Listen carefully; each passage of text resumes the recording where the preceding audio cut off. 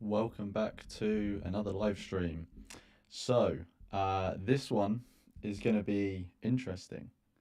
Um, so, um, this live stream is going to be well, you'll know what it is obviously by the thumbnail and the title by now, but I'm going to do um, bit of an intro to explain to anyone who I'm assuming like most people who um, are watching this live stream have seen the original video already, but I have actually. So what? Okay, let's not get ahead of ourselves. What is the actual video? So there is a YouTube channel called Soft White Underbelly. So let me just share my screen. So this is Soft White Underbelly, right? So Soft White Underbelly is a YouTube channel that does, um, I guess you'd call them portrait interviews with a wide variety of people, but they tend to be people who are seen as on the fringe of society, or maybe seen as like, yeah, I guess like the fringe of society, right? Which I'm not exactly sure where the name soft white underbelly comes from, but I'm assuming it's the soft white underbelly of society. Um, I'm guessing that's where it comes from. Um, Also, hey, Nadia, Brent, and Masilia in the chat as well. I hope you're all doing well. So, and Dairy Fairy. So, soft white underbelly is. I'll just show you their sort of things there, so you see, and then I'll bring myself back on the big screen. So, soft white underbelly is this YouTube channel that does these portrait interviews with the type of person I was just talking about, and they pump out a lot of content. You know, they've done a lot of these interviews, very popular, nearly coming up to 5 million subscribers now. A lot of their interviews get many, many views, and they recently did an interview. Let's see, how many days ago was it now? It was a week ago now that they did an interview with an anti-natalist. So um, the anti-natalist in question is Amanda Sukanik, who I'm sure many of you know. She's been on the channel, I'm not even sure how many times now. Very well known in the community. She runs the Exploring Antinatalism podcast. She recently came out with a paper with Matti Hyri. So all round sort of powerhouse of the antinatalist community, however you want to put it, or all round name. You know, very well known in the community. Also, just want to say hey to Tad, Jazenko, Rune, and also the Exploring Antinatalism podcast, which is Amanda. So, Amanda, this might be a bit of an odd live stream for you, given that you're watching someone watch you. Um, so it might be a bit of a mad one. Also, hey John as well. So, yeah, so Amanda was interviewed by Soft White Underbelly, and the interview came out, like I said, about a week ago. And when it came out, Amanda messaged me and said, "Oh, hey, the interview's out now," and I was like, "Cool, okay." And I was like, I really want to watch it, but also I thought it would be really good to save it and be able to do a live stream where I watch it. Like, so I haven't seen the interview yet. It's about 20 minutes long, and I was actually away on a hike just recently when it came out. So yeah, this is going to be my genuine reaction to the interview. I'm looking forward to it. What I will say is that I haven't watched any of it, but I've seen a lot of people speak about it, and maybe I'm in somewhat of a bubble, but I'm pretty sure I haven't seen anyone say anything negative about it. Um, I did I think when the video first came out, I did go on it and leave a comment. I didn't watch the video. I just left a general comment about antinatalism. Um, and yeah, I was also saying something else which has just gone from my mind there. I can't remember what it was. But yeah. Anyway, so I saved it to do like a live reaction, and this is it. So I think that's pretty much all the preamble. So we've gone over what soft white underbelly is, gone over who Amanda is. I'll just say hey to a couple more people in the chat. Hey Dave. Um, I have a Dave is talking about the audio being a bit robotic and double audio. There's a mic issue. A couple of people are. Wait, let me just test.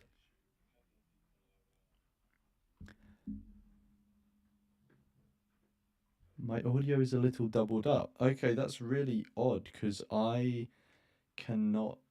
Um, that's really odd.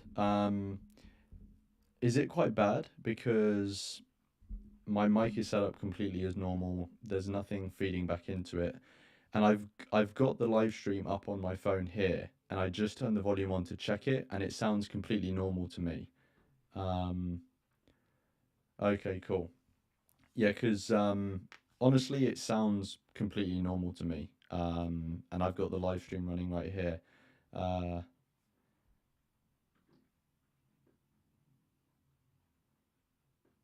okay, cool.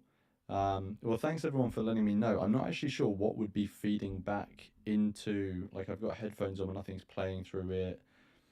The live stream is here, and there's nothing. Um, Cool. Okay. No, don't worry. I'm not going to be posting clips of this live stream, but thanks everyone for letting me know. I'm not really sure there's anything I can do about it now. Like everything's set up, and be midstream fucking around and stuff. Um, so anyway, yeah. Thanks for letting me know about that. But yeah. So I think actually there's not really anything else to go through before starting the actual watching the interview. So the interview, let me get it up, is around 25 minutes long. And what we're going to do is watch the interview. Then I'm going to have a look at some of the comments because I've also heard people say that the comments have been quite interesting and like a lot of them have been like favorable. There's obviously going to be some in there that, negative and taking the piss and stuff like that. But, you kind of expect that. Um, and I think that should probably take us up to about an hour. There is actually an interview that Amanda did off the back of this. Some people saw her Soft White Underbelly interview, contacted her, and she's done another interview. Um, but that one is over an hour long. So I was thinking we could maybe fit it in, but actually it's too long off the back of this one as well. But I will post that. The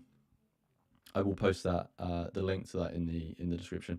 One thing I do want to say though before we start is, if I just zoom this across, the interview is a week old and it's got over 100,000 views, which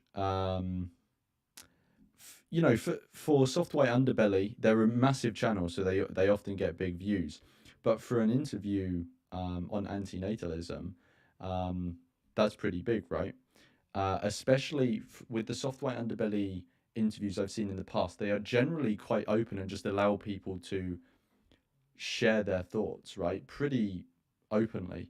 Um, so it's pretty cool that presumably it's going to be such an open interview on antinatalism has that many views, which is pretty cool. Um, cool. John's also saying, I'm just checking. Okay, cool. I kind of hear the audio issues now. Um, Let me just check everything. Okay.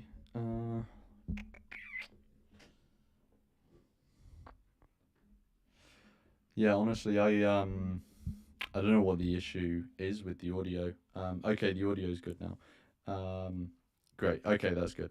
As long as it's bearable. But thanks for everyone letting me know. Anyway, I think I've chatted shit for a long enough time. So let's get into watching the video.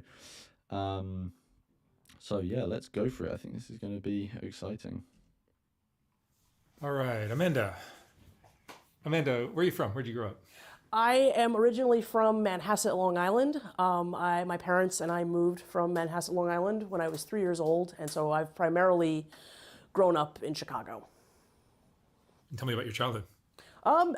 Like most childhoods, you know, it had its sadnesses and disappointments, but on whole, I had a very nice childhood, a very decent childhood. My mother was a Jungian psychoanalyst and a professor, and my father was a professional advertiser and an oil painter. You know, it's the first thing that actually strikes me is that it's just quite interesting that given the way that Soft White Underbelly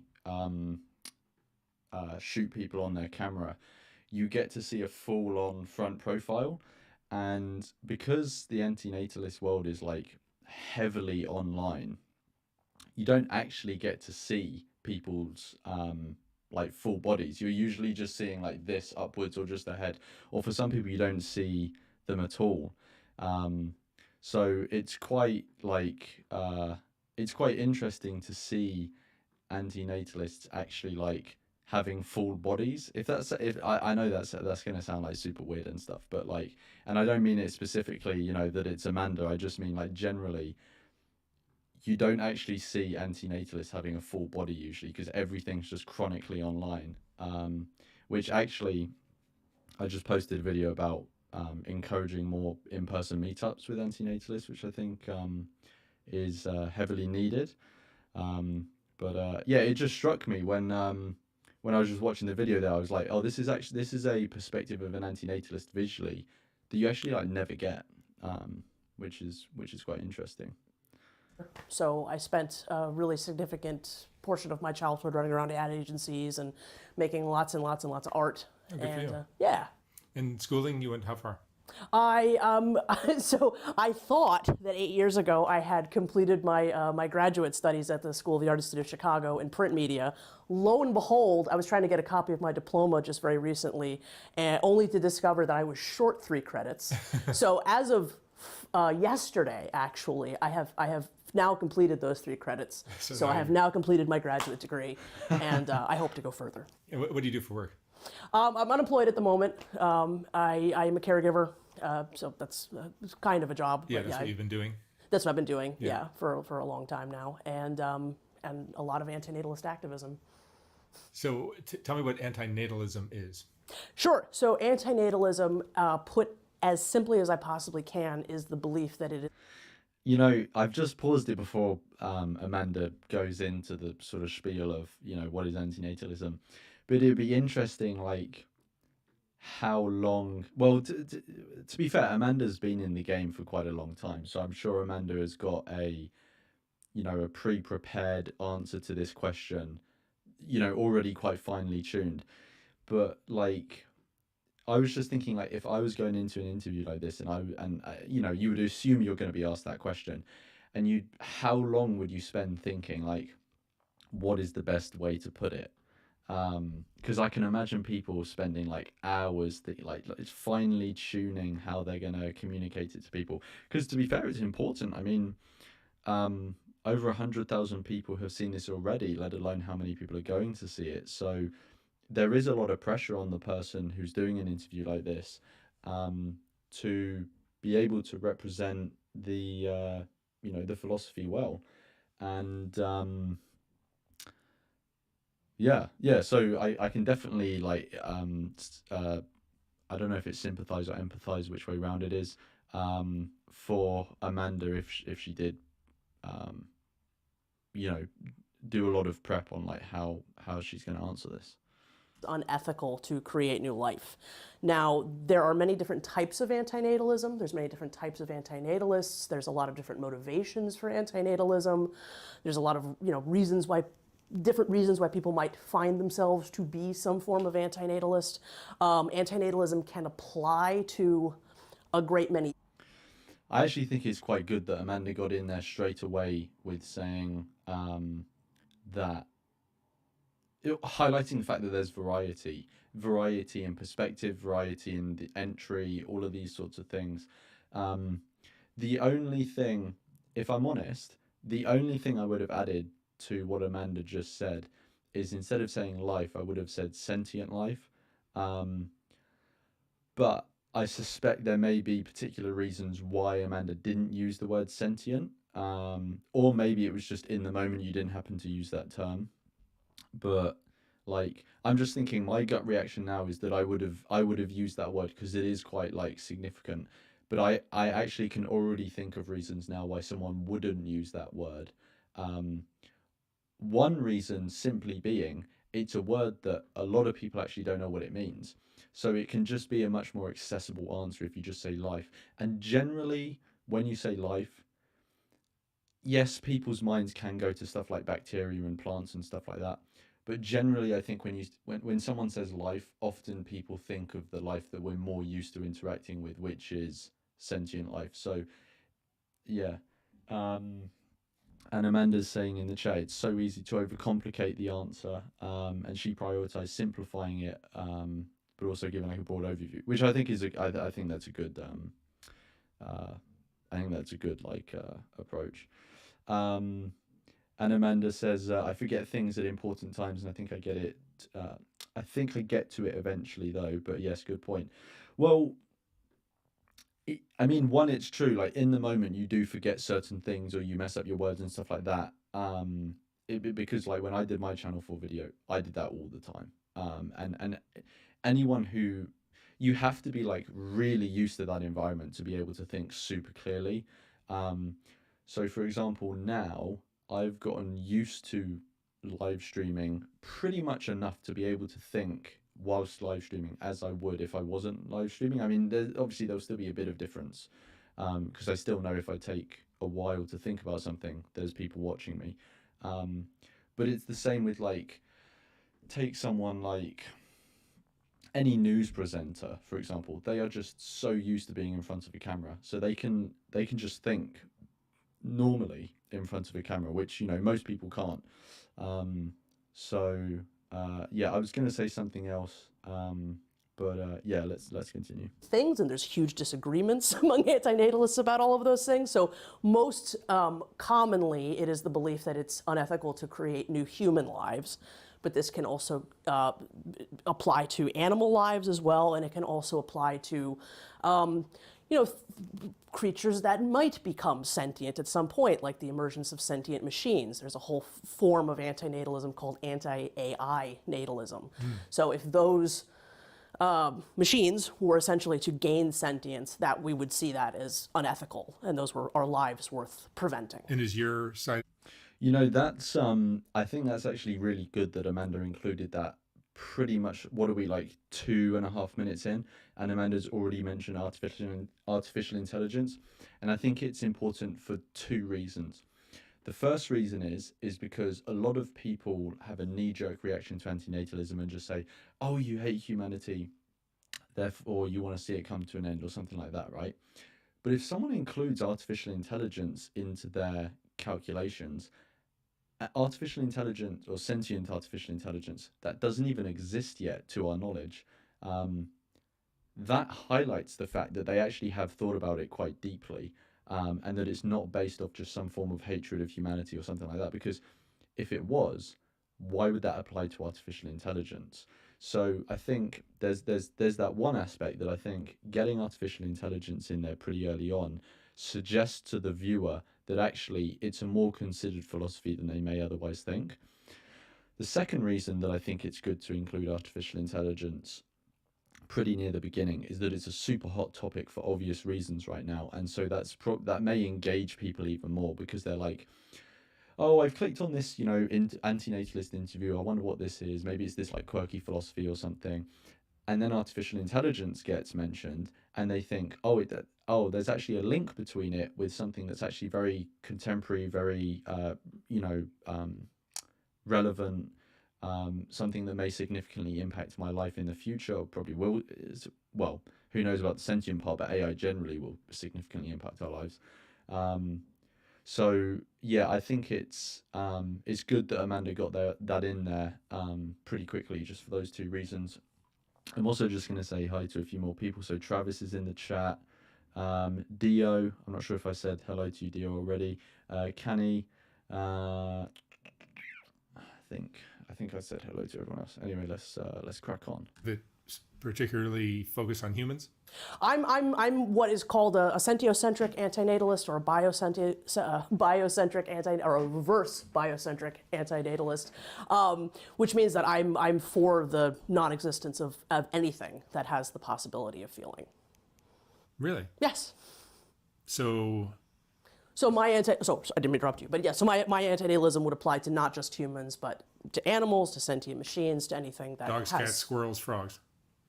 the whole kit and caboodle. They should all go. They should all go, yeah. I don't know that term, kit and caboodle or kit and caboodle. I don't think we use that in the UK. That must be like, is that an Americanism or something? And the trees? Plants? Well, the trees are not, they're alive, but they're not sentient. Mm-hmm. So if there's a possibility, there is sort of You cut off a limb of a tree, it doesn't make it scream. Mm-hmm. So my concern is anything that has the possibility of saying ouch. Now, there is also this sort of specter of evolution, out there. If Jeff Goldblum was right in Jurassic Park, the philosopher didn't say that famous line, life finds a way. If life finds a way and it manages to become sentient, if the trees all of a sudden start winking at us and start screaming, then they would become my concern. But right now... Why is it that you want animals that feel to be abolished? Because I believe that... So obviously I don't know how Amanda is going to address this question, but the way that I would approach this, and again, I'm saying this from the comfort of a live stream. When this has already happened, I can think about things. In the moment, it's difficult to come up with, exact, clean answers. But the way I would approach this, when he was saying about animals being abolished, I would quickly make a distinction. I would tackle it in two ways, right? The first thing I would do is quickly make a distinction between lives coming into existence and life continuing existence, because abolishing, it can suggest like killing off, right? Whereas the concern of antinatalism is that it's preferable if these beings never come into existence in the first place. So I'd quickly make that point. The second point, which is, so that makes the distinction between antinatalism and killing off.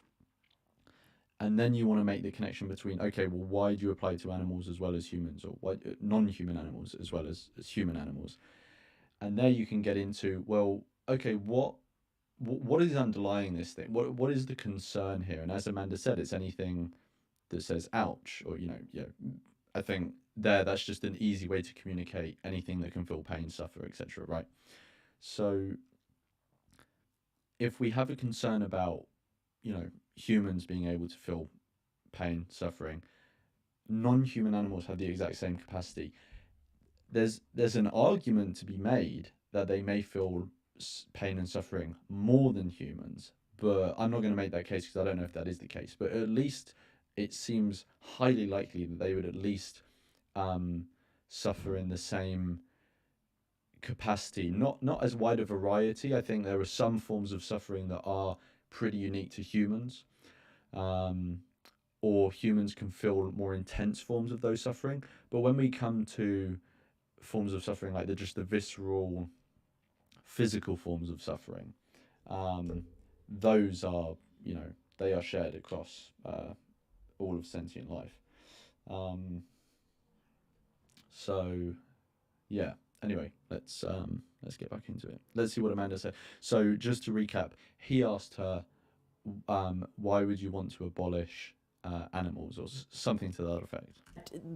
One of the greatest products of life is the production of suffering. There's all of this incredible amount of suffering. That's basically one of the biggest things that life produces. Life is but on the other hand, there's also suffering sometimes motivates us to accomplish things. That's absolutely true. So once we're alive, we need suffering, right? Like suffering builds character. We need to know when we're in pain. Suffering has all of this, can have all of this value. But the fact of the matter is, before we exist, we certainly don't need it. We're certainly not in need of any of that suffering. You know, before we exist, there's nobody there. Just like they're not in need of all of that suffering that might have some utility to us while we're alive, they also are not in need of any of the good stuff either. There's all of, all the positives, to have a good life. We're not, before we exist, we're not in need of any of that. And so to create a new being is to put that potential sentient being at great risk, at risk of a poor quality of life. We do that without consent. Now, I know what you're going to say. It's impossible to get consent. So just before Amanda gets onto consent, what she was explaining there about essentially there's why create need for no need, right? Like before someone exists, they absolutely have no need to suffer, obviously, or the utility for that, and they don't have any need for the supposed good stuff, right? That was really well explained. So big up Amanda for that. I thought that was a very simple, concise, well-worded explanation that the average person could understand. But yeah, let's see how what we get on with consent. Of a non-existent. And actually, one of my bugbears is that people say how you can't talk about consent of non-existent beings.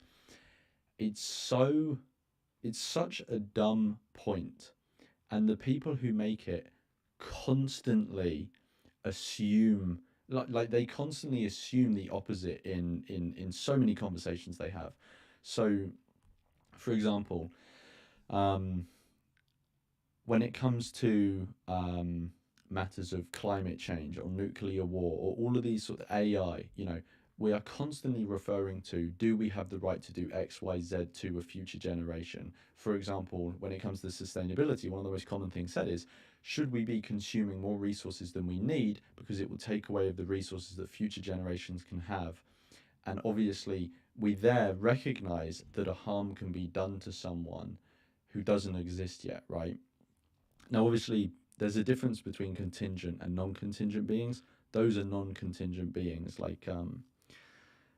And so obviously, if it makes sense to talk about our impact on them in the future, even though that impact hasn't happened yet, it obviously makes sense that we can talk about consent in a morally relevant way as well. But that's part of the point. That's the nature of consent. If you can't get consent, then you don't take those risks. You don't impose that harm. Yeah. So this was to happen, the planet Earth would be just plants and trees and insects?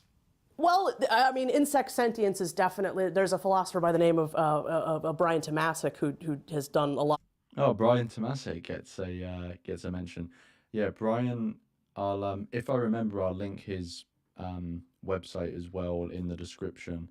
But yeah, he's done a lot of work on insect suffering and welfare. Of work into the idea of insect sentience, and there's a lot of I'm not entirely sure where I fall on that, but yeah, if they can be proven to experience.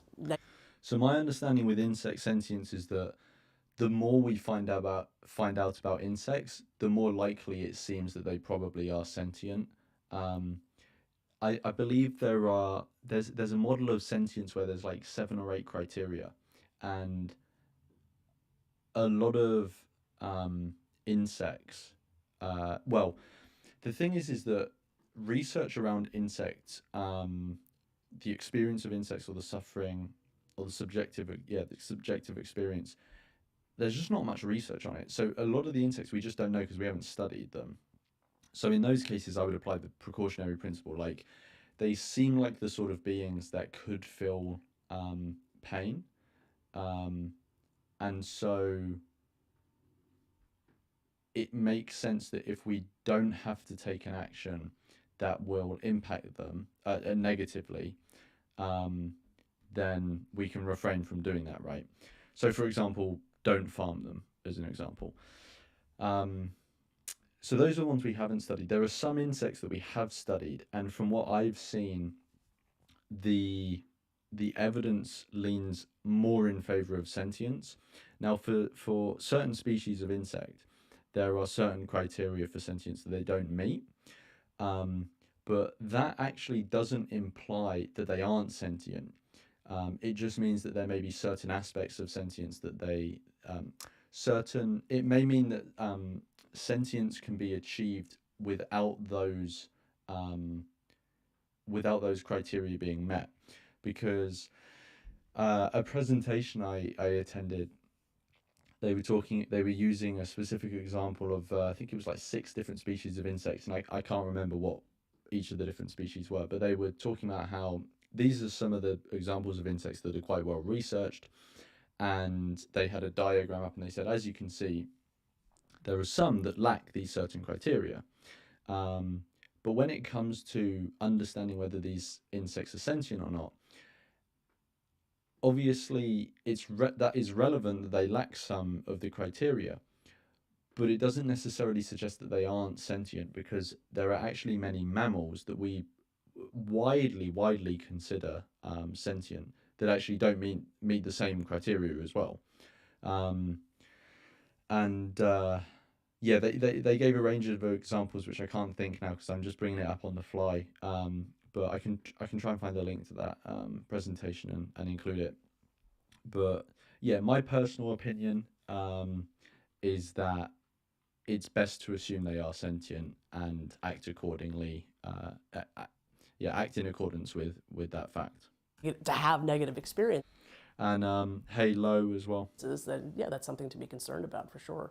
I mean, when you first told me that you were interested in doing an interview and I heard antinatalism, Yeah. I assumed it was just humans, because Yes. I could see a strong argument for saying the planet would be better off without humans, Yes. Well, I mean, the given all the planet, damage we've done. considering all the damage we've done. Yes. So when we met We've done some briefly, great things too, of course, but we have we're certainly. starting to flip and starting Yeah. to wonder if we're better off without us. Well, I mean, I think that there's a truth that it would. I mean, the planet certainly would be better off without us. I am, when we met downstairs and you said those things to me, I was like, okay, so if he is an antinatalist, if Mark, you are an antinatalist, you would be an environmental antinatalist. So that would be sort of a form of conditional antinatalism, whereas maybe you wouldn't necessarily be for extinction of human lives, but definitely maybe a lessening. I don't know. I haven't really thought it out. I'm not one of those, but yeah. but I'm not an antinatalist. But Yeah. I just see how much pollution certain countries are putting out now. You know, the United States is trying their best to help things, but we have other countries that are making it worse, and that affects everyone else. Yeah, certainly. Yeah, so I mean, certainly, I think that any amount that we can alleviate the harm that humans do is excellent. I mean, I think so long as life exists on the planet, we should try to make it as good as possible. Yeah, I think that's a good point to make because whilst I don't think it's necessarily entailed by antinatalism, I think it's a very sensible and good view to couple with it. Because obviously antinatalism is saying, given that life entails suffering, it's a harm to come into existence, right? And so antinatalism is concerned with coming into existence. But it also makes sense to say that given that it's a harm to come into existence, if someone has come into existence, they are going through the process of experiencing the harms that are characterized in life, and it makes sense to want to lessen those. Whether that is actually entailed by antinatalism, I'm not sure. I don't think it is, but I think it's like a very solid coupled view, if you get what I mean. Like I think like the right to die is very well coupled with antinatalism, stuff like that. Hey, Quinn is in the chat as well. Cool, yeah, let's continue. Antinatalism is not saying, let's just give up and let everything go to absolute hell. Like, I'm not happy at all about climate change or any of these things. Yeah, exactly. I think some people can see antinatalism as like nihilistic, morally nihilistic, which I think anyone who makes that accusation actually doesn't understand what moral nihilism is, because antinatalists do care about stuff. Like they do think ethics is relevant, and they have a deep care about the suffering in the world, which is why they've taken that position, right? So to me, antinatalism is the opposite of moral nihilism. And it's good that I think it's good that Amanda has included this, because a lot of people again will make this accusation of like, you dislike humanity, so they might assume, oh, well, you want to stop humans to coming into existence, and then you want the ones who are in existence to suffer because you don't like humanity, which is the opposite of antinatalism. It's not. Some antinatalists, or many antinatalists, do have a dislike of humanity because of the harm we've caused, but it's not entailed by antinatalism. Going to cause massive amounts of suffering. They're not going to cause extinction. They're going to cause just massive amounts of suffering and probably, civilization collapse and all of that. I would prefer that human beings decide collectively in a more benevolent fashion to end themselves in a much gentler way, and also to take responsibility for the rest of life on this planet. Now, for us, that means just not procreating. There's no need for any violence. There's no need for anything nasty. Can we just collectively decide we're not going to produce more of ourselves? And what kind of interventionalism then needs to happen for the rest of sentient life? That gets a little bit more complicated. I did want to say just real quickly though, everything that I'm saying as far as animals, sentient machines, again, I need to make it perfectly clear, not all antinatalists deal with that spectrum of things at all. I mean, that just happens to be part of my concern. But like I said, a lot of antinatalists are concerned with anthropocentric antinatalism. That applies to only humans. So it gets pretty complicated as far as where the focus is. And How long have you followed this line of thought? Yeah, so I started in 2010. So when I was a kid, I was really obsessed with monsters, still am, love monsters and horror and all that.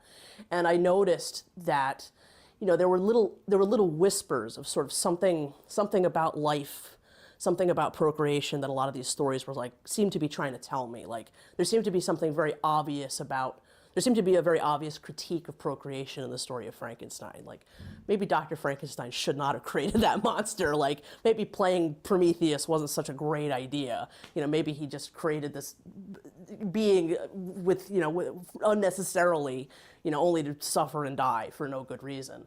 And also I was obsessed with vampires. And vampires, by biting each other, they create more vampires. And that seemed to me to be sort of a procreative act. And it seemed to be making sort of a critique against procreation. So those ideas were in my head, for a long time, but nothing in our culture encourages this kind of thinking. So I figured, well, this is just one of the things that's wrong with me, and I'll just kind of ignore it, and that'll be fine.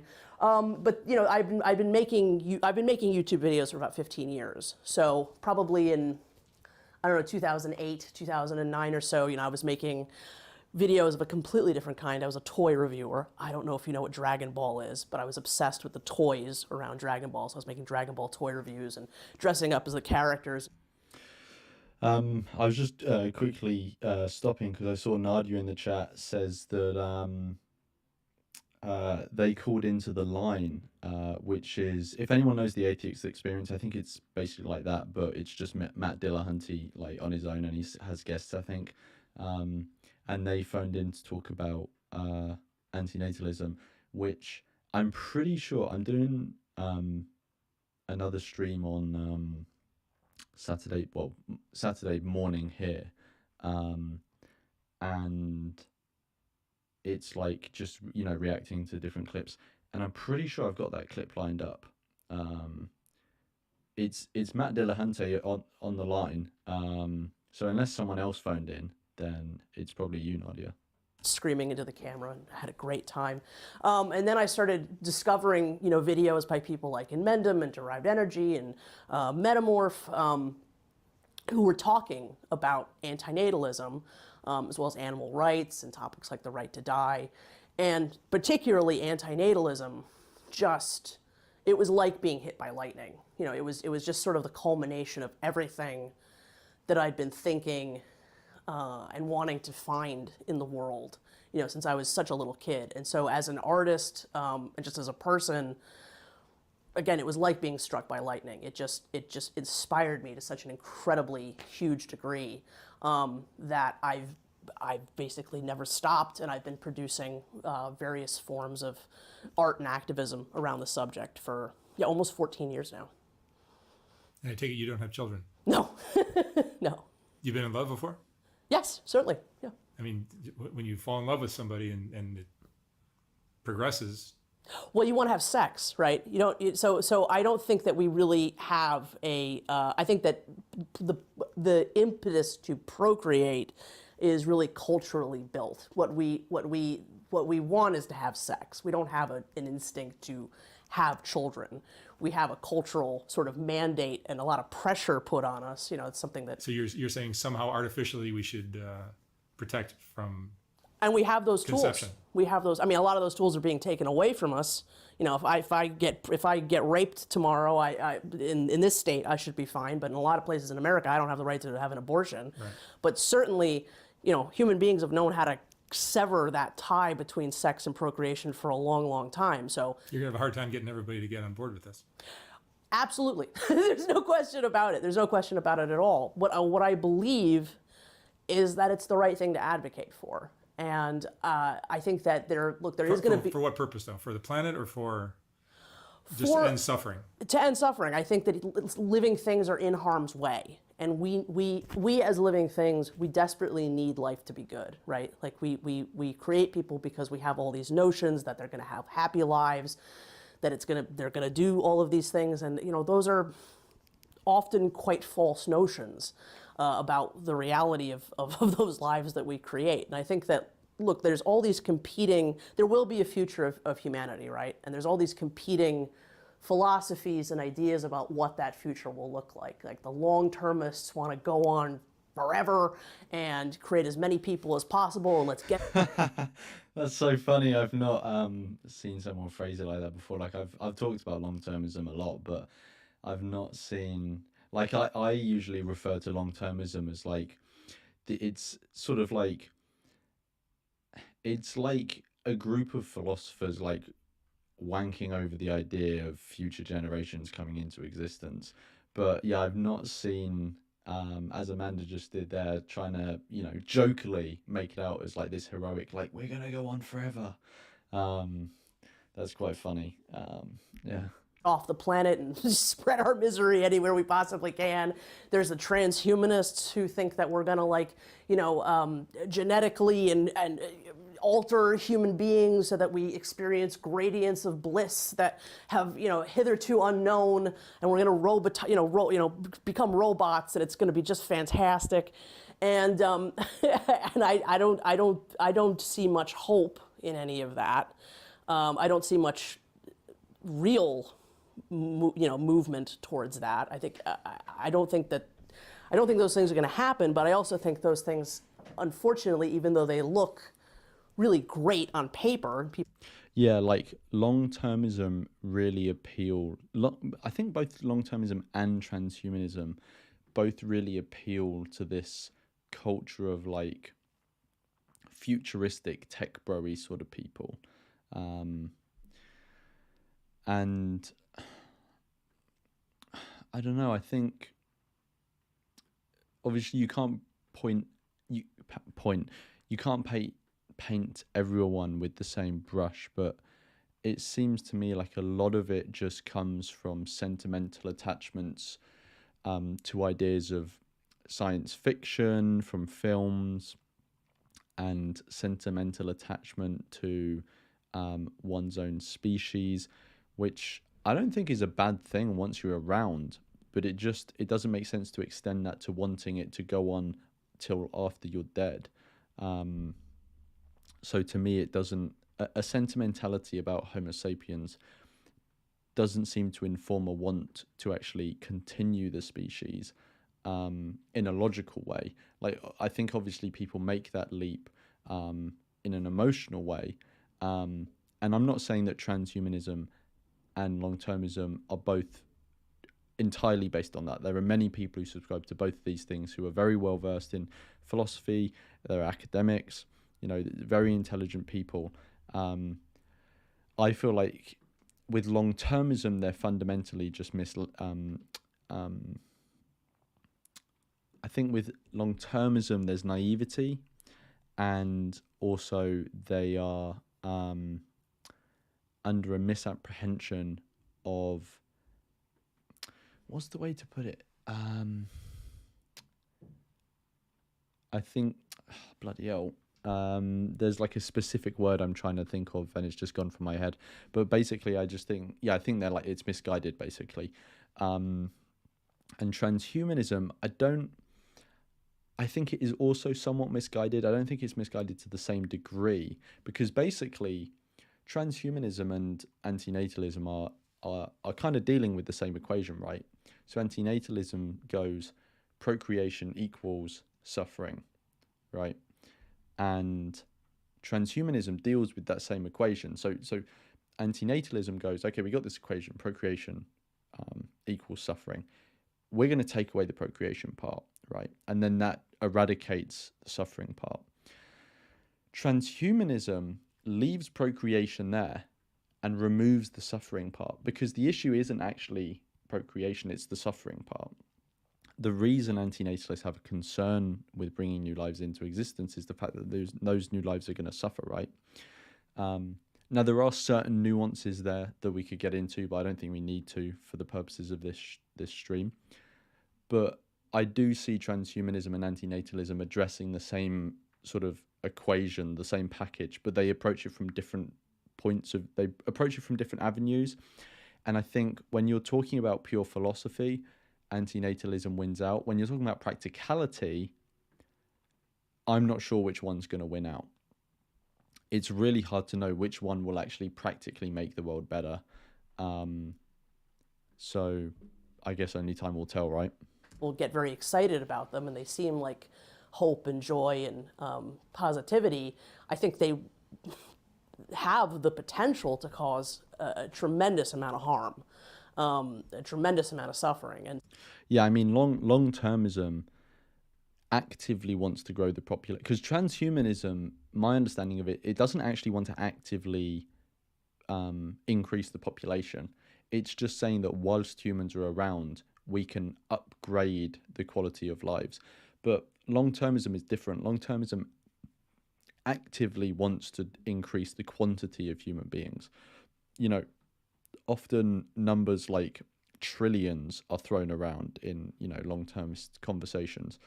And that, to me, Amanda's spot on. It increases the potential. It's going to increase harm anyway, but it also increases the potential for massive harm, because no matter how good the lives of those people are that you're bringing into existence in a long-termist worldview, you're just upscaling until you have just insanely massive numbers of people in existence. It doesn't matter how good you expect their lives to be, you are still putting them in a position where something bad could go wrong. Like imagine you reach this long-termist utopia. Utopias are not guaranteed to stay around. Like, they can fall apart. Things can go backwards. Utopias don't inherently achieve a state of consistency. If you have this long-termist utopia, which, to be honest, like, it's a utopia, so who knows if it's ever going to come around. But even if you achieve the so-called long-termist utopia, you've massively increased the stakes in that none of these people needed to exist, but you've brought them into existence. And now, regardless of how good their lives are, if something does go wrong, it's going to go so wrong. And it's going to go wrong for so many more people than it would have if the population was tiny. And that's slightly different from transhumanism, because I also see transhumanism as something that can go very wrong. So, for example, transhumanism relies on a lot of technology, and it's a lot of technology that is particularly particularly risky, because a lot of the technology that transhumanism relies on, if it falls into bad hands, like the capacity to play with genetics, the capacity to merge humans and technology, those are all technologies that it's not that they can only be used for good. So transhumanism, whilst my understanding of it is that it doesn't pursue the same increase in population that long-termism does, it still carries the inherent risk of producing technologies that could get really out of hand. And obviously that could be really bad for the people or the individuals who are in existence. It seems better than long-termism because at least with transhumanism, there's not this requirement for mass scaling up of the human population. But yeah, I just went on a big long rant there. And Amanda is saying, and to be fair, AN can also go massively wrong, but at least in the end, it's all over. That's very true. Like, antinatalism can go very wrong. Well,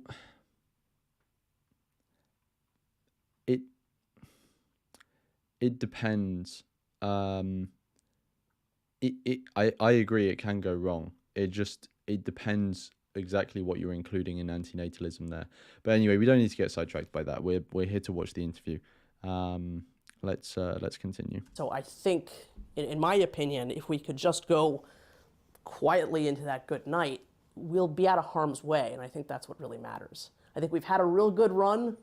I think we've done lots of interesting things. It is going to go away anyway, unfortunately. I mean, the extinction of all life on the planet is just about an assured thing. But what that will look like in a natural context, if nature takes us out, that's going to be pretty awful. I mean, it's assuredly going to be pretty awful.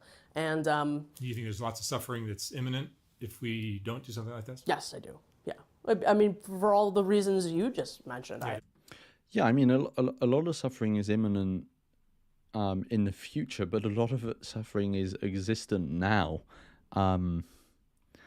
So it's like we don't even have to, like, whilst it is a relevant factor that there are a lot of looming things on the horizon in the future that could cause a lot of harm, to tie antinatalism to that rather than just to include that as part of the picture, which is not what Amanda is doing, but he was asking about it. It is to unnecessarily and unduly reduce the scope of antinatalism, because there are massive amounts of harm already being done and already occurring that are independent of those big looming things on the horizon. And I mean, obviously he's interviewing Amanda, so he's not giving his whole story, but this guy, I forget his name, I think it's Mark, who runs Soft White Underbelly. He will be more familiar with this suffering than most other people, because he interviews, if you go through his channel and look at a lot of the interviews he does, he interviews a lot of people who have had hard lives. He interviews a lot of drug addicts, a lot of people on the underbelly of society, right? So maybe he hasn't necessarily made that connection, but he's definitely all too aware of the suffering that's going on now as well. Cool. I think there's signs that it's coming.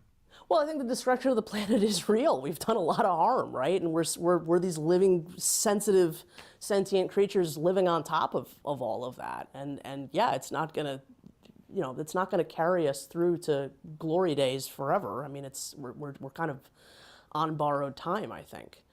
So why don't we just get out of Dodge while the getting's good, What's your biggest fear? My biggest fear, honestly, is that this idea will not be listened to.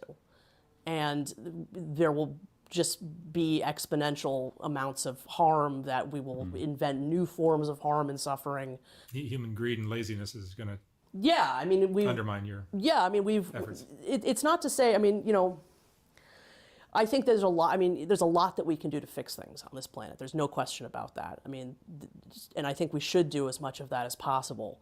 But I think that we haven't shown any amount of success in combating things like greed, our avarice, I think there's all kinds of things that we haven't even begun to come close in doing anything about. If somehow we could eradicate human greed, and we all became very benevolent and worried about each other and worried about the future and worried about the planet, would you still then be an antinatalist? I just don't see much.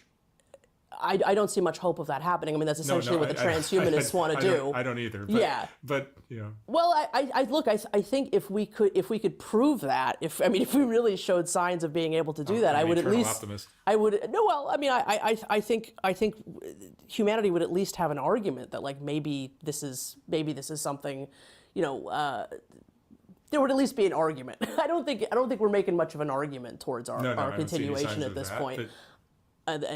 Miracles happen. How many people are there that? Yeah, I mean, I know it was obviously just a throwaway gesture, but it's like miracles happen, but waiting for a miracle is a pretty lame reason to be pumping millions more, or billions or trillions, if we include wild animals, more sentient individuals into existence to for the most part be brutalized and then die. But yeah, anyway. Have this belief. So that's really hard to quantify. There hasn't been a lot of statistical work done on antinatalism. Sorry, I actually just missed that question there, so I'm just going back. There would at least be an argument. I don't think we're making much of an argument towards our continuation at this point. Miracles happen. How many people are there that have this belief? So that's really hard to quantify. There hasn't been a lot of statistical work done on antinatalism. Like when I started in 2010, there was so few of us. I mean, it was this really did sort of the first antinatalist community of sorts. Really happened on YouTube, in 2010. Like it was sort of, if you would all like sort of know the history of YouTube, before that, there were all these massive debates on atheism that took place, and that was a huge part of what YouTube was. And the antinatalist community sort of emerged a little bit out of that world, and it was sort of that time is where religion tied into antinatalism? Well, that's a great question. So yeah, I mean, antinatalism is a very ancient idea. We would not call ideas that are like antinatalism from antiquity. They're not exactly a one-to-one comparison with what contemporary antinatalism is. But yeah, I mean, there's been proto-antinatalist ideas for, since,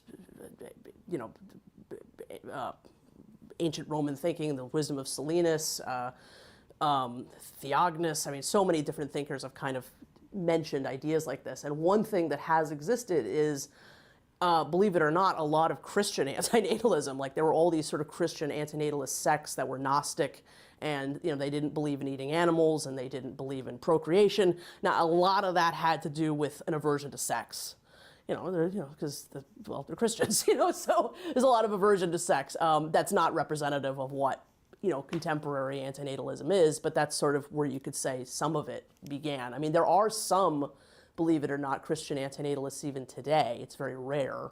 There is expressions of antinatalism in the Talmud. There's I know not as much about this, but there are some, relationships with Buddhism, and there's a lot of research I think that hasn't quite been done yet on that field. But that Christian antinatalism is something that I've got to say, like out of all of the religions that I'm aware of, Buddhism seems to have the strongest links with antinatalism. Like there are like other, now again I'm speaking from a place of somewhat limited knowledge, but my understanding is that a lot of the religions, whilst they contain individual sentiments of antinatalism in specific passages. There are also other passages that go against that, etc., etc. But the one religion I'm aware of, and I'm actually reading a book at the moment that goes into this, and I'm reading about Hinduism at the moment. So it could be the case for Hinduism as well, but I don't know as much about Hinduism. But Buddhism, it pretty well seems to align with Buddhism quite well. And I've seen a lot of discourse of antinatalist Buddhist discourse.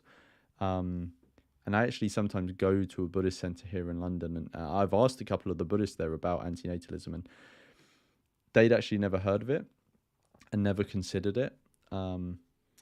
And I think, at least for the Buddhists that I've spoken to, and this may be the case for quite a lot of Buddhists, is that the reason they have not made the link between Buddhism and antinatalism is the same reason that the vast majority of people have not even thought of antinatalism. It's just because they are also born into a culture that doesn't have that belief. And whilst they study Buddhism, which I would see as having a synergy with antinatalism is so unshackled from mainstream society that it rarely gets a look in even Buddhist circles, which, at least in Western society, Buddhist circles are on the edge of society as well. So yeah, that's my general take on antinatalism religion, but I'm no expert on it, so other people could destroy me. Maybe there's someone in the chat or the comments or whatever who's going to wreck me on that later. But anyway, cool. Hey, Abdullah is new in the chat. Brick, Bitter Goddamn Truth are all new in the chat. I think that's it. Cool, let's continue. Finnish antinatalist philosopher Matti Haira and I talk about in this new short book that we just wrote called Antinatalism, Extinction, and the End of Procreative Self-Corruption. So there's a new book coming. That is exciting. Yeah, so there are there is some relation between. Earlier you said that humans have an urge to have sex, but not necessarily to procreate. Yeah, I think a lot of women probably have a strong urge to have a child. Well, I think a lot of women are culturally mandated to have that instinct. I mean, what do we? It's sort of the cliche example, but like, what do we give little girls? We give them baby dolls. I could probably say most women in most cultures, it's not a matter of when if you're going to have a child, it's when, you're sort of a female's worth, is in her procreative future. I mean, boys become men and girls become procreators. And that's not the way it should be or has to be by any stretch of the imagination.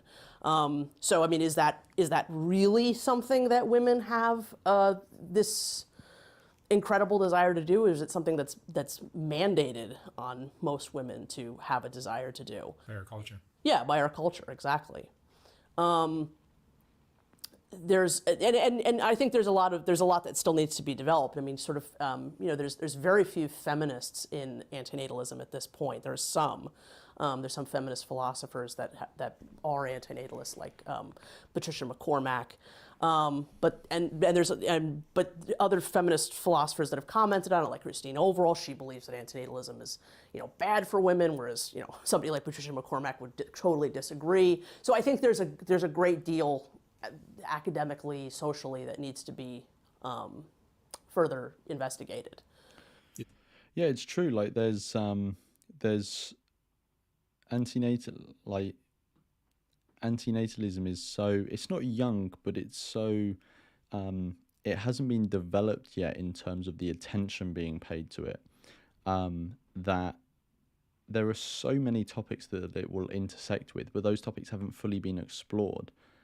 Just because it's been so underpaid it's been paid so little attention to. So it'll be really interesting, like as it becomes more known, it'll be really interesting to see what topics people link it to and the links that they sort of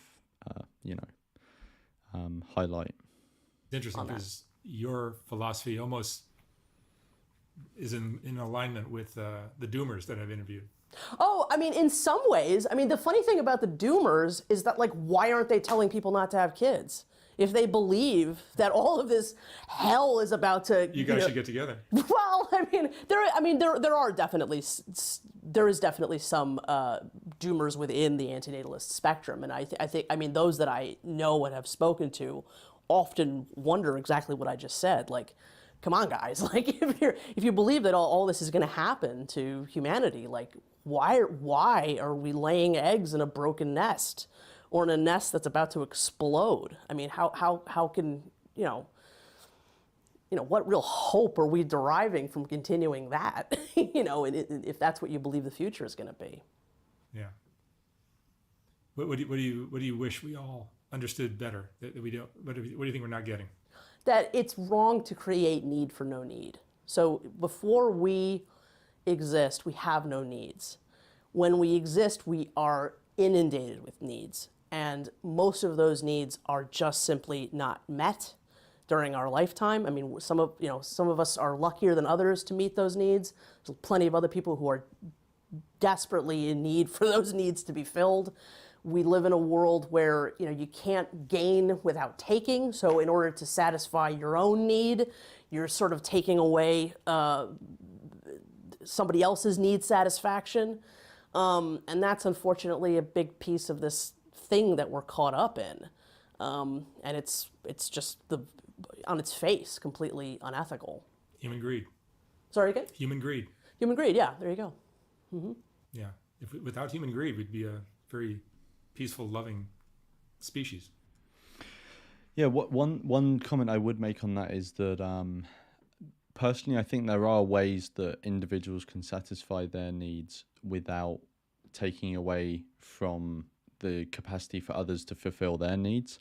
But to caveat that, there are many instances where for one person to satisfy their need, they will either inherently or practically speaking take away from someone else's capacity too. But the fundamental point of there's no need to create more need is a valid one, completely. Well, I mean, I think that, look, we're all the products of DNA, right? I think he focuses a lot on human greed, which is a misanthropic point in terms of he's focusing on the harms humans do, or that we're like broken beings in terms of our morality. But the fundamental point is a philanthropic one. It's about the harms that we endure. And I don't think that's quite clicked in his head yet. Like every living thing is the product of DNA. And DNA didn't, I'm quoting my friend in Mendham here, as I have a couple of times in this interview already. I mean, DNA didn't go to school to be a good DNA molecule and create happy beings. Its purpose is to create beings that are best equipped to compete with the environment, to create gladiators who can battle it out with each other so that there's a winner. That's what nature is. It's about creating winners. I mean, I remember you did this great interview. I'm sorry I don't remember who it was with. It was on somebody else's channel, and you were walking down the streets of Skid Row, and you were making. I'm sorry? Peter Santinella. Yes, thank you. I'm sorry about that. Yeah, and you were making a comment about how, like, yeah, we can probably do a lot to alleviate this. But, like, isn't this kind of what nature is? Like, it creates winners and losers. It was a great comment. And I think what the antinatalist would say from there is, like, you're absolutely right, Mark. But the fact that it creates winners and losers is what we're really against here. The fact that it creates losers. Like, what is it about the winners that justifies the creation of all of this loss, all of this pain, all of this misery? Like, what can the winners possibly be? Yeah, I think the way I would have put it there, which I think would have potentially been simpler, what I would have said to him is, and you made the observation, Mark, that, this is like nature, it has winners and losers. An antinatalist would 100% agree with you, and that's why we reject the game itself. It's a flawed game, and to put someone else into it, to force someone else into it, is unethical. Achieving that makes any of this okay. And so it's a bad game. we just keep playing this bad Whoever game. created it screwed up. Well, yeah, this piece. Thing is, he's saying whoever created it screwed up, and obviously, in my view, no one specifically created it. It was a process that, if he's talking about evolution, it was a process that just came out of DNA or a self-replicating molecule coming into existence, right? But when he says whoever made it screwed up, it's also interesting that if you accept the framing of someone making it screwed up, yes, I agree. But equally, we are each individual participants in it, and we can choose whether or not we keep introducing people into this screwed up game, which is an equally important observation to make. And hey, Array, who's just in the chat, and Dave. Of aberrant chemistry, this DNA molecule. I mean, this is what keeps driving us. But it doesn't have to. Like we human beings are intelligent enough to go. We really aren't as bound by our programming as we really once were. We have information. We've grown past that. We've been told our entire lives that there's nothing you can do. Life is unfair, and there's nothing you can do about it. There's this is what it is. But there's something really significant that you can, in fact, do about it. I mean, the idea that you can't do anything about how bad life is an absolute lie. You can enjoy your life. You're alive. Go do it. Don't hurt anybody. Do as little harm as possible, but don't create more of it. Don't keep saying yes to it. Well, the problem with your theory, or as Les Knight says, may we live long and die out. is there'll be a dozen bad actors who don't comply. Oh yeah, sure. And then you'll have an even worse species on your hands. Well, I look, and my argument. That's interesting. So that is, it's not exactly the point that David Pearce makes, but it's similar. It's similar to the point. It's a point that's often made to me as well. Is not that antinatalism is winning, and I don't know what possibility it has to win. But like I said, I think that it is of the possible futures that humanity is facing. And hey, Abdallah as well. I do believe it is the one that will create the least amount of harm, and it is the one that I would hope. I think it is the most rational, and I think that it is the one that I hope. That all I can do is make the argument, right? All I can do is really plead with humanity to not create more need for no need. All right, Amanda, thank you for sharing your interesting thoughts. My absolute pleasure, Mark. Thank you for having me. Thank you very much, Amanda. Thank you. That I'm assuming that is all of it. Yeah, it's just credits. So my initial reactions is that was really well done. So I assume Amanda is still in the chat. Amanda, you put in a stellar performance. I don't know if stellar is used in America or if it will translate to other countries as well, but it means very good. Now, obviously, there were comments I was making, but I was making them from the safety of a live stream. Like Amanda was in there in the studio, had been anticipating this for however long. When the cameras are on, it's very hard to keep a rational thought process going because your adrenaline is pumping and all of that sort of stuff. And to be honest, even throughout that interview, I didn't even hear Amanda's voice even quiver at all. So I think Amanda put in a really good performance there, got a lot of content in that space of 25 minutes, explained the points that she was making in a concise way that the average person is going to understand. And yeah, I think it was really good. And I actually also think that Mark was quite understanding of it, whilst it was relatively clear that he didn't agree with it. Although, Amanda, you were the one who was speaking to him in person, so maybe when the cameras were off, he said something different. I don't know, if he said he was more or less agreeable.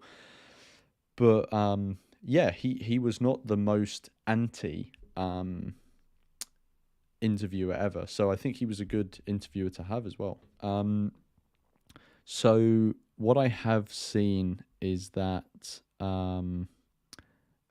people have been saying that the comment section is quite interesting. What I'm going to do is, there we go. Now we can see everything. So here's the comment section.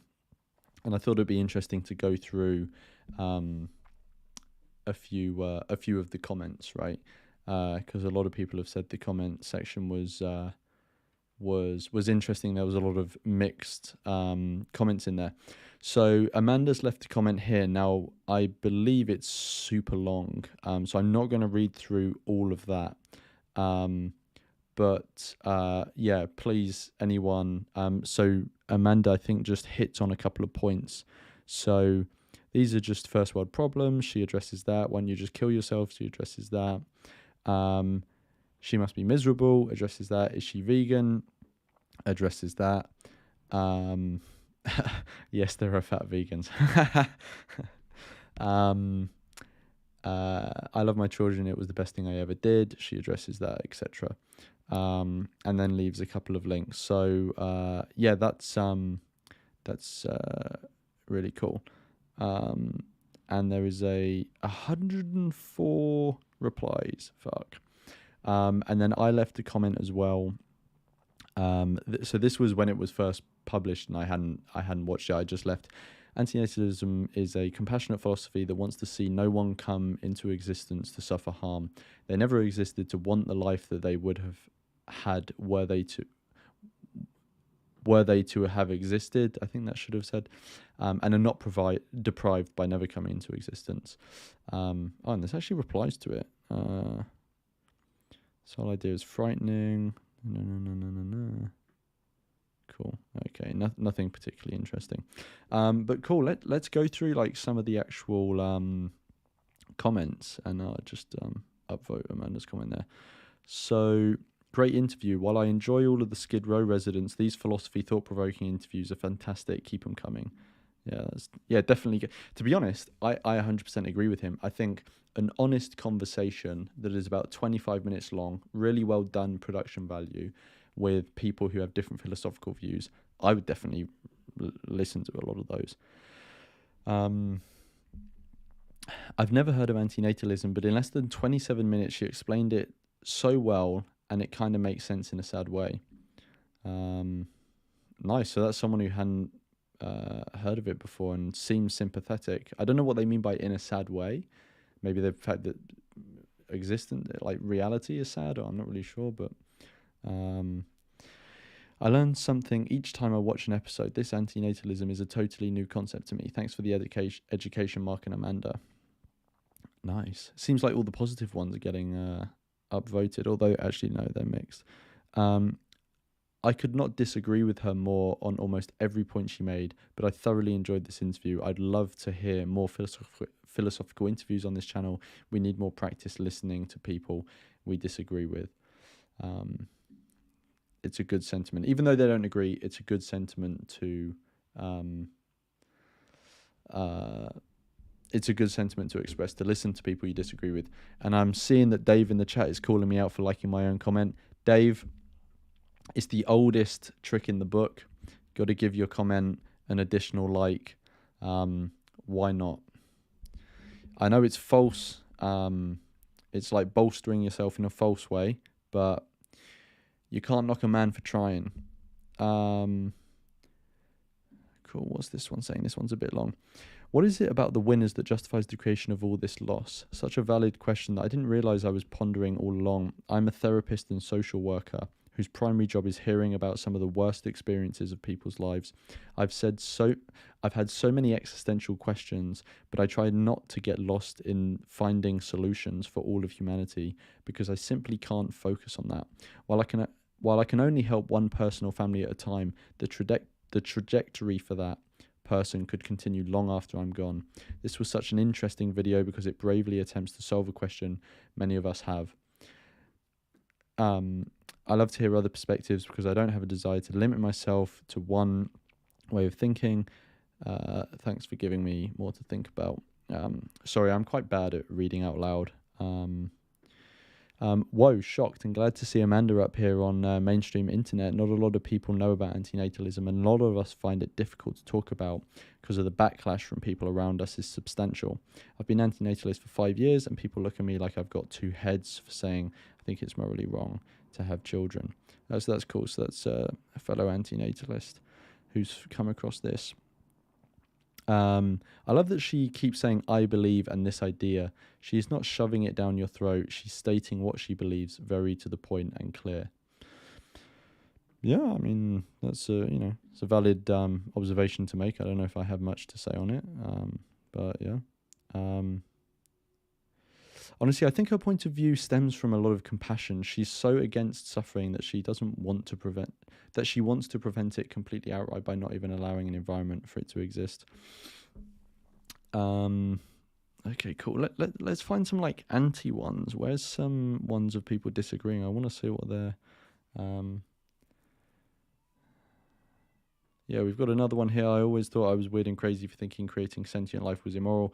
I only discovered the term antinatalist a couple of years ago, and it was great to know that I just had a normal philosophical standpoint.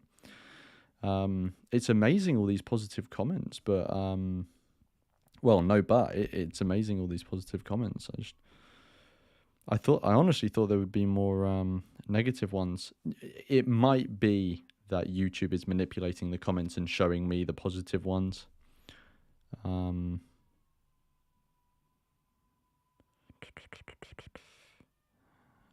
let's go down a bit, see.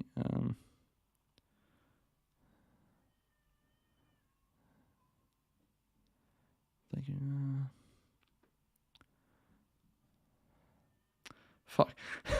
Amanda, you've done so well that I can't find any negative comments. Where are they? Maybe they're just like way down. Let me try to find some.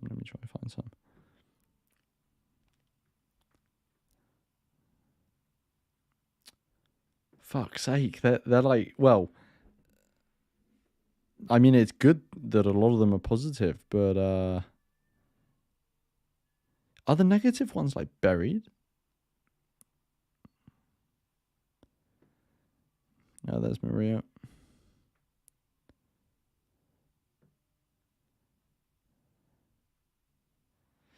Okay, let's see this one. Very interesting perspective, Amanda, though I don't necessarily identify yet as an antinatalist. I completely can see how one comes to that conclusion in life. I didn't have my own children because I have felt something somewhat similar to this. I didn't see the need to continue the line. Thanks for sharing, Amanda. You have a very friendly disposition. That's very true.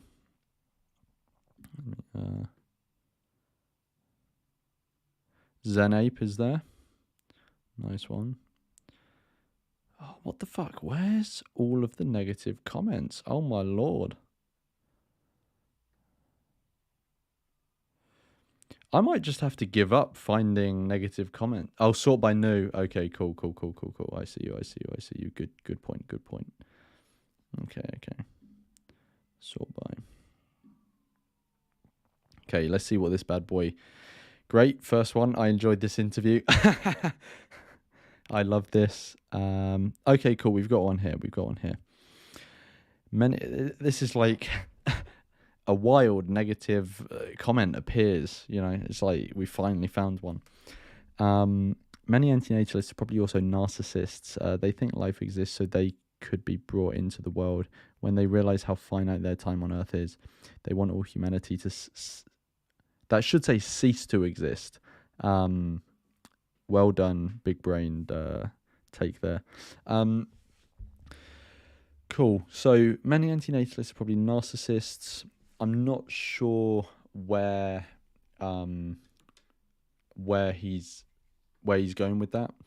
My understanding of narcissism is that it's like it's inflated. It's an inflated feeling of self-importance, right? It doesn't seem to make sense to me that someone who recognizes that they themselves were better off not coming into existence is a narcissist. Surely someone who has a inflamed sense of, or an enlarged sense of self-importance, would think they specifically should have come into existence because they're so important. Maybe I'm making an unfounded leap there, but seems like this person's got it the wrong way around. They think life exists so they could be brought into the world. What does that even mean? I'm not sure what that means. When they realize how finite their time on Earth is, they want all of humanity to cease to exist as well. To be honest, I don't actually know what point they're trying to make. Yeah, I don't know what point they're trying to make, to be honest. It's not really coherent. Jesus, that's always a good comment.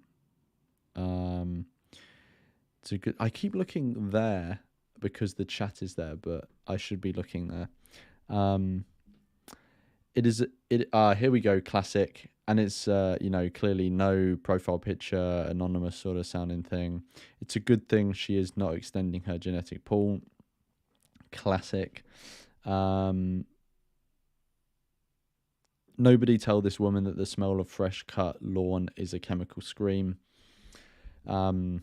So this person, I think, is trying to imply that like mowing a lawn is making the grass scream, and I think the implication there is that the grass is feeling pain. Like just a few things on pain. So like our understanding of pain at the moment is that you need a central nervous system, or at least nociceptors, to be able to feel negative, negative experience, right? Which plants don't have, grass doesn't have. But also, if you just think of the function of pain, so evolution selected for the experience of negative states so that we would be able to recognize in a visceral way that we just instantly understand a certain action or stimuli is bad for us. So classic example, you put your hand on a hot stove, that is going to be bad for your well-being and your chances for reproduction, right? And so pain is telling you that is a bad action, take it away. And it's almost like an unconscious thing, right? We just feel pain. We don't consciously generate it. It's just something that happens to us, and it's our body telling us, don't fucking do that. It's causing you harm. Now, there would be no point selecting for this subjective experience if we couldn't remove ourselves from the stimulus that is harming us, right? So, for example, if someone is, rests their hand on a hot stove by accident, they will feel pain and they can move it away. A plant cannot move. So what would be the... Sorry, I've also not got it on screen. It's this one. What would be the point of... Like, why would pain be selected for if it's not serving the purpose of getting the individual, getting the organism to move away from the negative stimuli? Grass can't do that. It's not like if you stand on grass, it runs away. It doesn't have that capacity to remove itself from negative stimuli.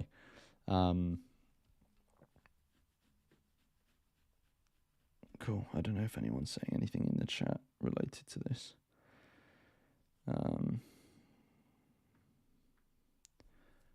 Cool. Okay. Okay, cool.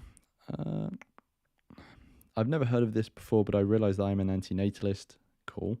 For me too was the way I was brought up, had abuse, essay, poverty, in and out of foster care, that I didn't want to bring a child into the world, so I never wanted kids. But now I still feel the same due to the world and people that we live in today. So much ugliness that, again, I didn't want to see brought into this world, but I'm that way only to humans. I love animals and not people so much. Lol, great interview, Mark. Love your channel.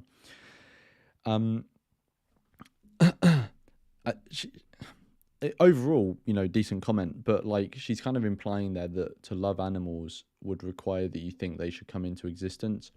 You can think that animals are better off not coming into existence and still love them, right? Like this is a position I don't love all animals, but like you get what I mean. I'm quite animal friendly, but I also think it would be better if they never come into existence. You get what I mean?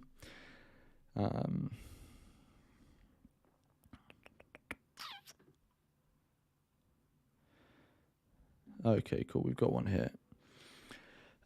Okay, so she doesn't work in the field that she studied for. She maintains the life of someone despite purporting to be anti-life, and she continues to willfully exist despite her claimed anti-sentient sentiment.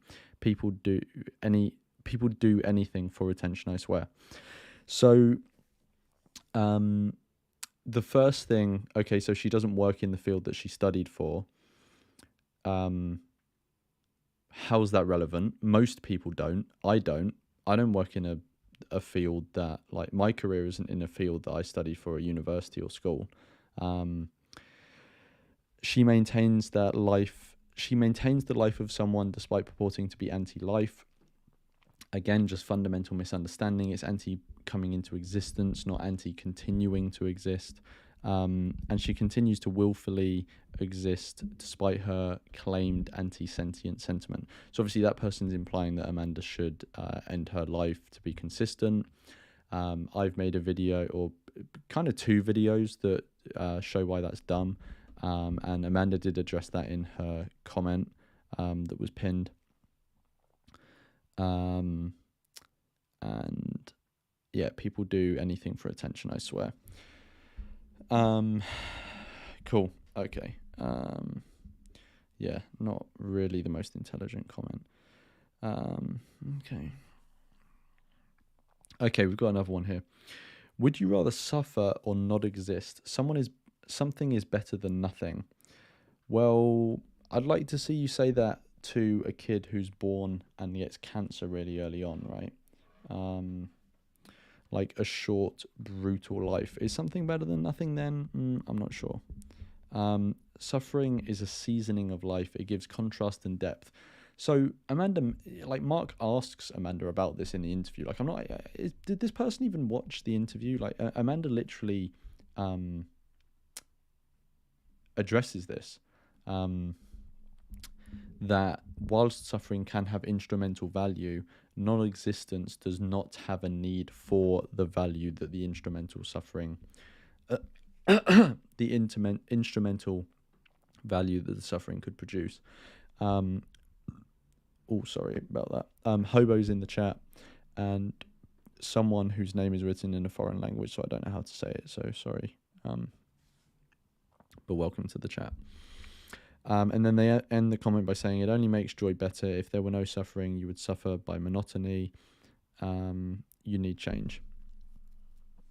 Okay, great. Yeah. Neo-Nazis outing themselves in the comments. These are people who are procreating. Let them inherit the earth and bully one another and overhunt animals.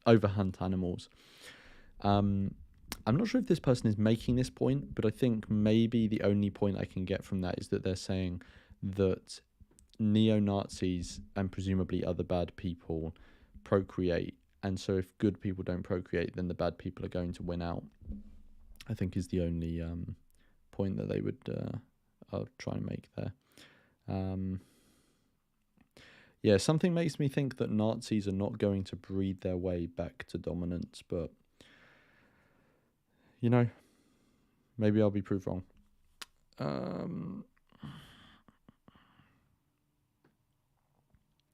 Okay, cool. Maybe this is the last.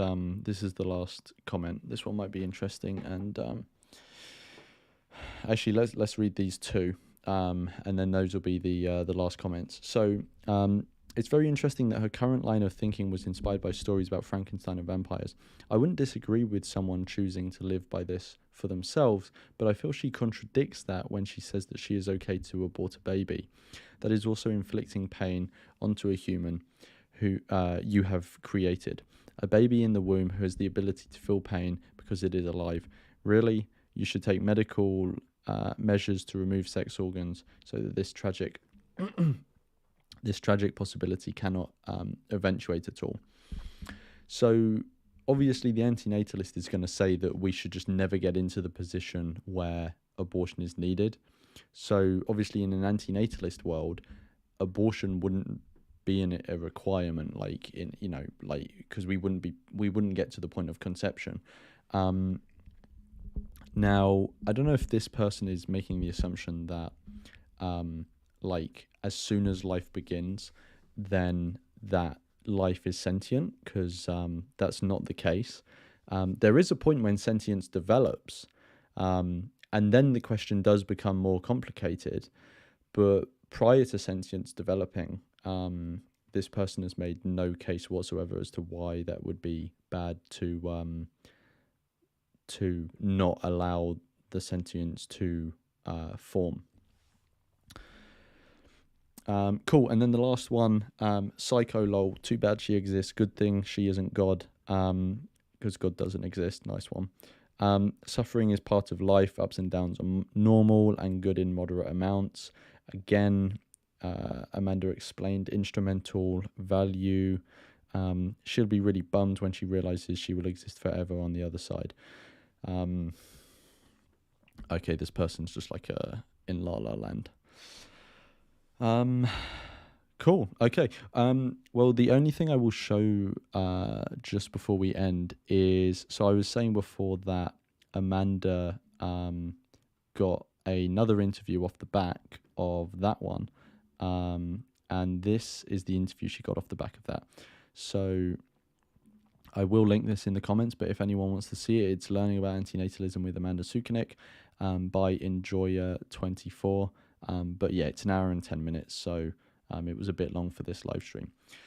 But cool. That was the